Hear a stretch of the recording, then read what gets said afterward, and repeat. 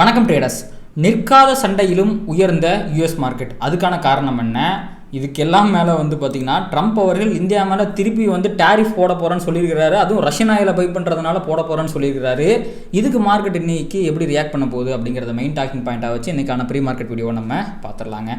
First நேற்று US market என்னாச்சு அப்படிங்கிறத பார்த்துடலாம். டவ் ஜோன்ஸ் ஃப்ளாட்டாக முடிஞ்சிருந்துச்சுங்க. கேப் டவுன் தான். கேப் டவுனாக ரெக்கவராக மேலே முடிஞ்சிருக்கான். ஒரு அக்குமுலேஷன் கூட தான் சுற்றிட்டு இருக்கிறான். ஒரு 0.02% பாசிட்டிவாக முடிஞ்சிருக்கு. அடுத்து S&P பார்த்திங்க அப்படின்னா 0.38% பாசிட்டிவாக முடிஞ்சிருக்கு. நாஸ்டாக் பார்த்திங்கன்னா 1.12% பாசிட்டிவாக முடிஞ்சிருக்குங்க. 3 இண்டெக்ஸுமே பாசிட்டிவாக தான் முடிஞ்சிருந்துச்சு. இதற்கு முக்கியமான காரணம் என்ன அப்படின்னு பார்த்திங்க அப்படின்னா நேற்று இன்ஃப்ளேஷன் டேட்டா வந்துருந்துச்சு. நம்ம வீக்கெண்ட் வீடியோலேயே பார்த்துருந்தோம். இந்த மாதிரி இன்ஃப்ளேஷன் டேட்டாவுக்கு கண்டிப்பாக முக்கியத்துவம் இருக்கும். ஏன்னா அது இன்ட்ரெஸ்ட் ரேட் டிசிஷனை இன்ஃப்ளூயன்ஸ் பண்ணணும் அப்படிங்கிறதுனால அப்படின்ட்டு. ஸோ வந்தது பாருங்கள், ஃபோர்காஸ்ட் -0.1% வந்ததோ -0.4%. கோர் இன்ஃப்ளேஷன் ஃபோர்காஸ்ட் 0.2 வந்தது ஃப்ளாட் 0%. அடுத்து இங்கே பாருங்கள், சிபிஐ இயர் ஆன் இயர் பார்த்திங்க அப்படின்னா 3.8%, ஆனால் வந்ததோ 3.5%. ஸோ வந்த எல்லா டேட்டாவுமே யூஎஸில் இன்ஃப்ளேஷன் அப்படிங்கிறது கம்மியாக இருக்குது அப்படின்னு வந்திருக்கு. இதுக்கு நடுவில் பார்த்திங்கன்னா WPI inflation wholesale price index நம்மளோட பாருங்கள் 9.15 9.87 அதிகமாக இருக்குது. ஹோல்சேலே அதிகமாகுதுன்னா கண்டிப்பாக ரீட்டைலும் கண்டிப்பாக அதிகமாகும். ஸோ இன்ஃப்ளேஷன் நம்மளுக்கு அதிகமாக தான் போகுது. ஆனால் யூஎஸில் மட்டும் நிலமை தலைகீழாக குறைஞ்சிருக்குங்க.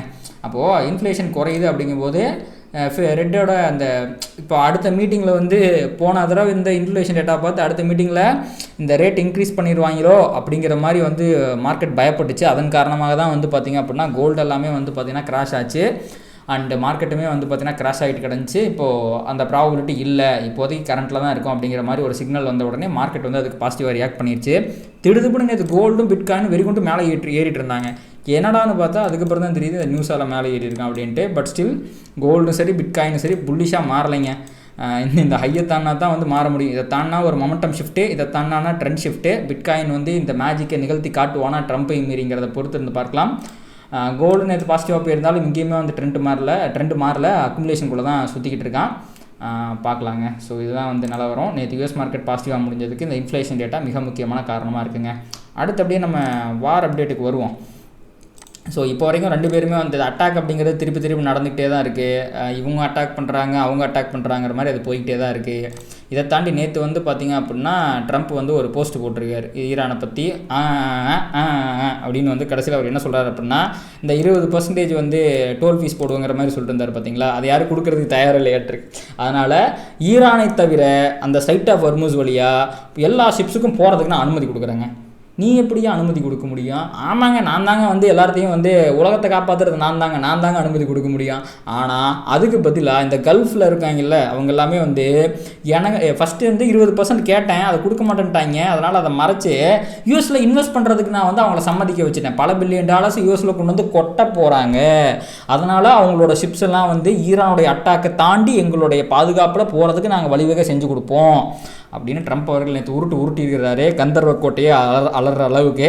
இதுக்கு மார்க்கெட் பெருசாக ரியாக்ட் பண்ணல. இப்படி போட்டோடனே திருப்பியும் பார்த்திங்கன்னா லைட்டாக கீழே விழுந்துட்டு இருந்த ஆயில் ப்ரைஸ் இன்னும் அதிகமாகிட்டு தான் போயிட்டுருக்குது. 4 ஹவரோட ஃபேர்வாலி கேப் நம்ம நேற்று பார்த்தோம் இல்லைங்களா, அங்கேருந்தான் பார்த்திங்கன்னா ரிவர்ஸ் ஆகி திருப்பியும் மேலே போயிட்டுருக்கிறான். ஸோ இந்த மாதிரி ஏதாவது நியூஸை கொடுத்து சரி ஓகே கரெக்டாக இங்கே வரட்டும் நம்ம ஆவரேஜ் பண்ணுவோன்னு தலைமை ஒரு வேலையை பார்க்குறதுக்கு வாய்ப்புகள் இருக்குது. ஸோ தலைமை நேற்று இந்த மாதிரி ஒரு பிட்டை போட்டுட்ருக்காரு.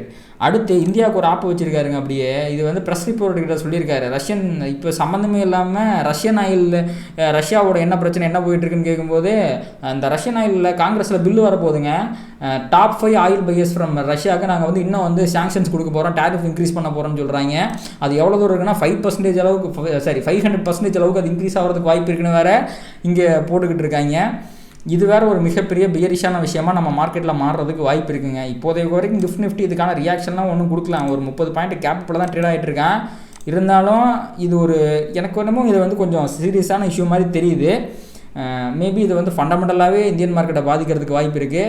மேபி ரியாக்ஷன் வந்தால் பார்ப்போம். இது நியூஸை பொறுத்த வரைக்கும் இது ஒரு செமையான பியரிஷான நியூஸுங்க. அண்ட் வாரன் என்ன மாதிரி தெரியல, க்ரூட் ஆயில் ப்ரைஸ் மேலே ஏறிக்கிட்டு இருக்கு. இந்தியன் ரூபி 96 ரூபாய்க்கு போயிடுச்சு, 95லேருந்து 96. இப்போ க்ரூடு ஏறினாலே இவனும் ஏற ஆரம்பிச்சிடுறாங்க. இவனும் பார்த்திங்கன்னா மேலே ஏற ஆரம்பிச்சிடறாங்க. ஆல் டைம் ஹையை ஹிட் பண்ணி இது மார்க்கெட்னா பார்க்கலாம்னு நினைக்கிறேன் 96க்கு போகுது அப்படின்ட்டு. பார்த்தா ஐயோ இவ்வளோ தூரம் வந்துருச்சா, ஐயோ நம்ம விழுந்தாவணுமே நம்ம விழுகிறதுக்கு வாய்ப்புகள் இருக்குது. இந்தியன் ருப்பி டிப்ரிஷியேட் ஆகுது பியரிஷ், ஆயில் ப்ரைஸ் அதிகமாகுது பியரிஷ், ட்ரம்ப் டேரிஃப் போடுவான்னு சொல்கிறது பியரிஷ், வார் போய்கிட்டு இருக்கு, ஷிப்ஸ்லாம் வந்து இதாகிட்டு இருக்கு பியரிஷ், எல்லாமே பியரிஷாக தான் இருக்குது. இத்தனை பியரிஷையும் தாண்டி கல் மாதிரி நிற்கிறான் பாருங்க கிஃப்ட் நிஃப்டி 34 பாயிண்ட் பாசிட்டிவில். நான் இதை லைக் பண்ணுறேன். வேர்ல்டு மார்க்கெட் ஃபியூச்சர்ஸை நம்ம இங்கே பார்ப்போம். அஃப்கோர்ஸ் அமெரிக்கா தான் எந்த பிரச்சனையும் இல்லையா இந்த வாரால், உலகம் தான் கஷ்டப்பட்டுக்கிட்டு இருக்கு, அதனால் அவன் ஜாலியாக பாசிட்டிவாக ட்ரேட் ஆகிட்டு இருக்கான். யூரோப்பியன் மார்க்கெட் லைட்டாக அங்கே எங்கேனா மிக்சடாக ட்ரேட் ஆகிட்டு இருக்கு. இங்கே ஏஷியன் மார்க்கெட்டை பொறுத்த வரைக்கும் நிக்கி 0.3739% பாசிட்டிவ், ஆஸ்திரேலியா 0.28% பாசிட்டிவ். சைனா மேலே டேரிஃப் போடுவோன்னு சொல்லியும் சைனா மார்க்கெட் பாருங்கள் 2% மேலே பாசிட்டிவாக ட்ரேட் ஆகிட்டு இருக்குது. கொரியா 6%. என்னங்க இது, கொரியா 6% பாசிட்டிவாக இருக்குது. அப்போ செமிகண்டக்டர் ஸ்டாக்ஸ் எல்லாமே ஏதோ பாசிட்டிவான நியூஸ் வந்துருக்குன்னு நினைக்கிறேன், அதனால் அவன் பாசிட்டிவாக ஓடிட்டு இருக்கிறான். கொரியா பாசிட்டிவாக தான் செமிகண்டக்டர் நியூஸால் மட்டும்தான் இருக்க முடியுங்க, அதில் ஏதோ பாசிட்டிவிட்டி வந்திருக்குன்னு நினைக்கிறேன்.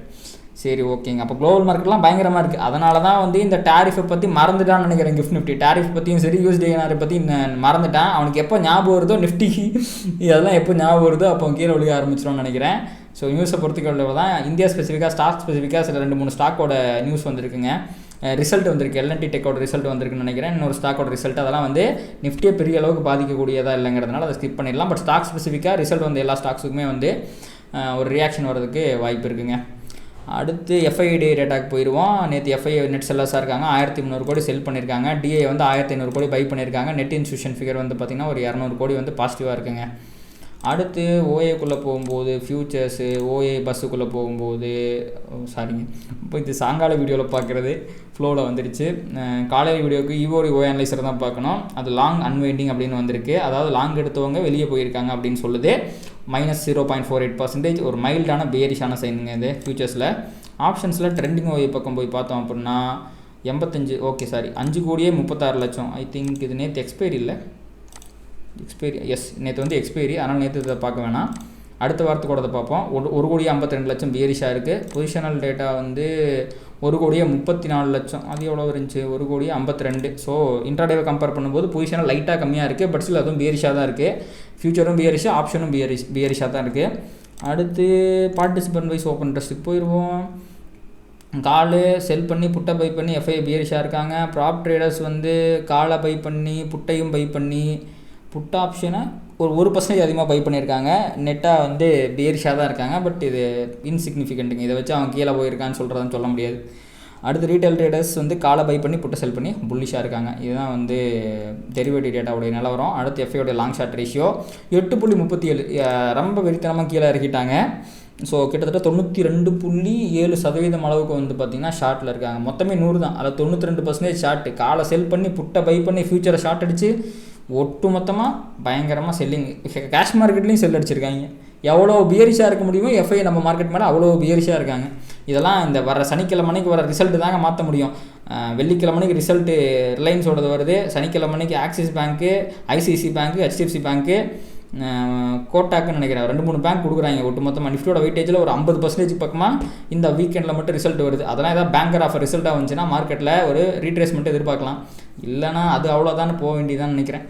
அவ்வளோதாங்க. ஓகே, ஓவராலாக நம்ம எல்லாத்தையும் பார்த்துட்டு இப்போ நிஃப்டியோட டெக்னிக்கல்ஸுக்கு வந்துடலாம். 15 மினிட்ஸ் டைம் ஃப்ரேமில் மார்க்கெட்டோட ட்ரெண்ட் இன்னும் பியரிஷாக தான் இருக்குது. இங்கே வந்து பார்த்திங்கன்னா ஒரு லிக்விடிட்டி ஸ்வீப் அடிச்சிருக்கு. ஒரு நிமிஷம் டெய்லி பயாஸ் வந்து பார்த்திங்க அப்படின்னா இன்றைக்கி நேற்று வந்து ஒரு இன்சைட் கேண்டில் வந்து இருந்துச்சு. ஸோ இன்றைக்கி ஒரு ட்ரெண்டிங் டே எக்ஸ்பெக்ட் பண்ணலாம். அப்படி ஒரு ட்ரெண்டிங் டே வரும்னா ப்ரீவியஸ் டே ஹையை தாண்டி ஒரு பியரிஷ் ஃபேர் வேல்யூ கேப் போட்டால் கீழே போயிடுவான்.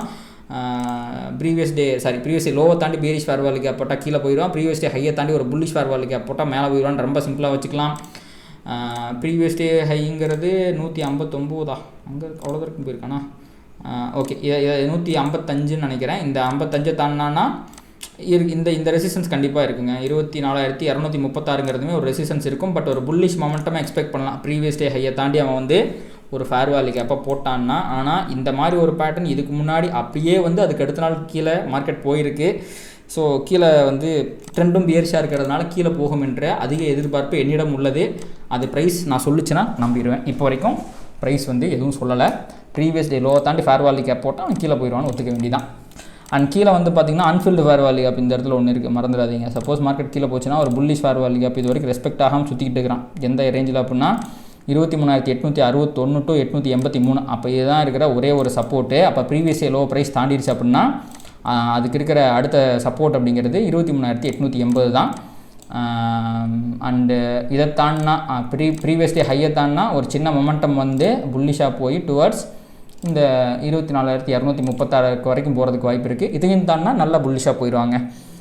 பட் இதற்கான ப்ராபபிலிட்டி இப்படி மேலே போகிறதுக்கான ப்ராபபிலிட்டி மிகவும் குறைவு, வேறஸ் அது கீழே போகிறதுக்கான ப்ராபபிலிட்டி அதிகமாக இருக்குங்க. அவ்வளோதான். இப்போதைக்கே சாங்ஷன் நியூஸுக்கு இன்றைக்கி நம்ம மார்க்கெட் ரியாக்ட் பண்ணிச்சு அப்படின்னா பெரிய பியரிஷ்னஸ் வந்துடும். அது இல்லாமல் வார் நியூஸ்னால், ஏன்னா மற்ற குளோபல் மார்க்கெட்லாம் ஓரளவுக்கு பாசிட்டிவாக இருக்கிறதுனால தாக்கு பிடிக்கிறதுக்கான வாய்ப்புகள் இருக்கிறது. பட் இன்றைக்கி பெரிய கம்பெனிஸோட ரிசல்ட்டும் இல்லை. ஸோ நிறையா மார்க்கெட் ரெக்கவர் ஆகிறதுக்கான சைன் பெருசாக எதுவும் கண்ணுக்கு தெரியலைங்க. பார்ப்போம், ஏதாவது பையர்ஸ் வந்து இன்றைக்கி சாதனை மேஜிக்லாம் நிகழ்த்தி காட்டுவாங்களா என்பதை பொறுத்திருந்து பார்க்கலாம். அண்டு வாட்ஸ்அப் சேனல் நிறையா மார்க்கெட் ரிலேட்டட் அப்டேட் போட்டுக்கிட்டு இருக்கேன். நீங்கள் என்ன ஜாயின் பண்ணலாம் ஜாயின் பண்ணிக்கங்க. அண்டு உங்களுக்கு இந்த வீடியோ பிடிச்சிருக்குன்னா அதை லைக் பண்ணுங்கள், கமெண்ட் பண்ணுங்கள். அண்ட் ட்ரேட் பண்ணுற மற்றவங்களுக்கும் ஷேர் பண்ணுங்கள். அது யூடியூப் அல்காரிதம் ட்ரிகர் பண்ணி நிறையா பார்வையாளர் நம்ம சேனலுக்கு கொண்டு சேர்க்குங்க. நன்றி. Traders, stock market is all about probabilities and trading is all about risk management.